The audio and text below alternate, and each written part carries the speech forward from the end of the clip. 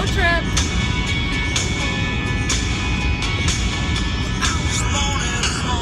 Hey everyone, it's the Kenton girls. Who, as a matter of fact, were born in a small town. I'm Leah Oback. I'm Devon Caldwell. And we're here to talk to you about project-based learning. We saw this cool idea for Carpool Karaoke EDU edition. Stopping. Okay, we're good. And we thought we'd give it a shot to share our thoughts with you and reflect on some education topics while we're on our way to riding the wave.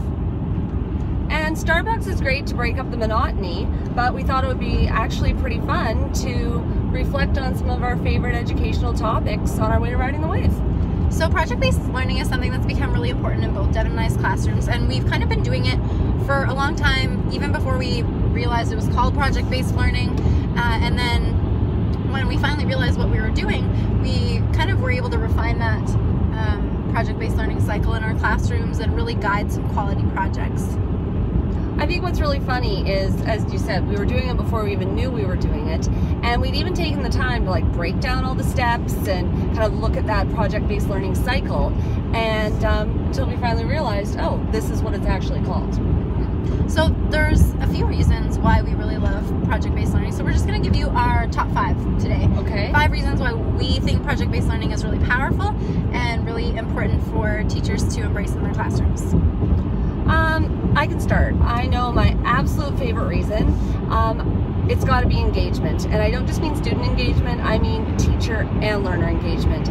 Nothing gets me more excited about my job, more eager to get to school in the morning than when we're launching or immersed in an amazing project-based learning experience. And my boys and girls are the exact same.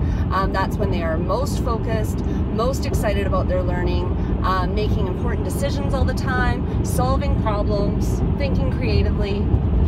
Think back to that time like you had a challenging class and what like behavior it was. Really transformed my classroom culture and the environment in there by bringing in project-based learning.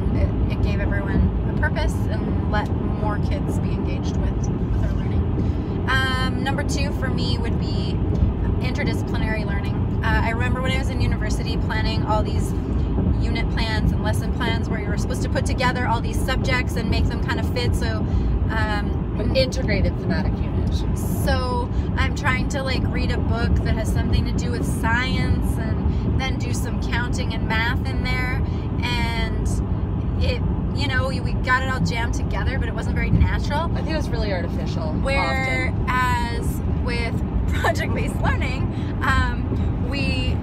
we often address a number of subject areas, but it's all tied to the project. So that's the tie. There's no forcing. It's the big picture driving the learning, and sometimes you don't even realize that you're going to be weaving in, say, a numeracy outcome until all of a sudden it just pops up and happens. So I think that's a really real strength of project-based learning for sure, is that it brings together that interdisciplinary learning.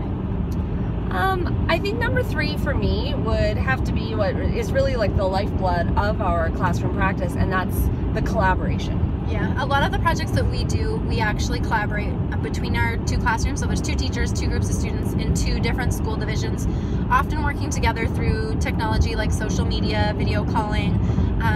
So collaboration is really key both within our classrooms and beyond our classrooms.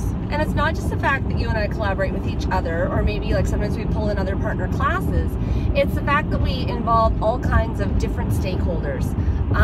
Like for example, when we were learning about polar bears, we definitely involved some experts there.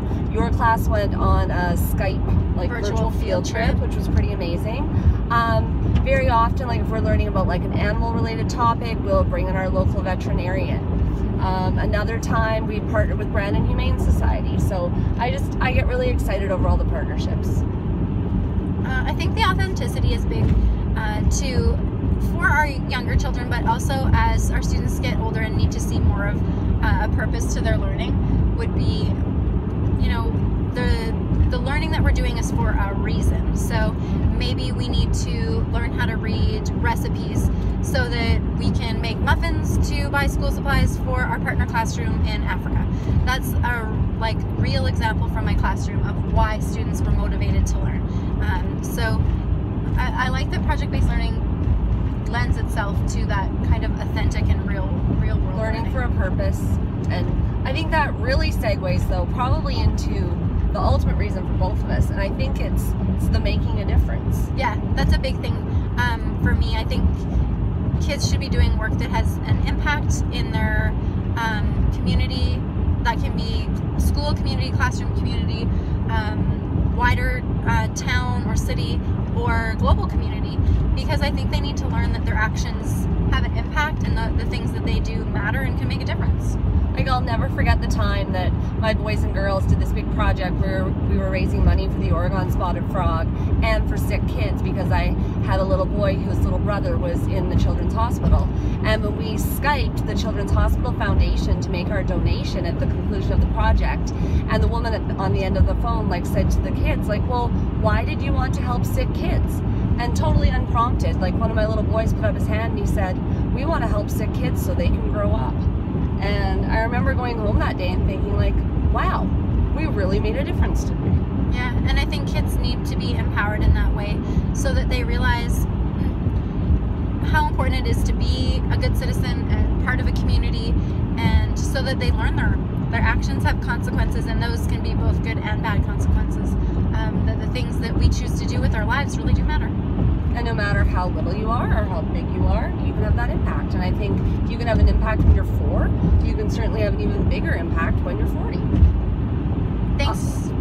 Are we past 5 reasons? Absolutely. Thanks for joining us for Carpool Karaoke EDU Edition. Signing off, the Kenton girls, Devon, Leah.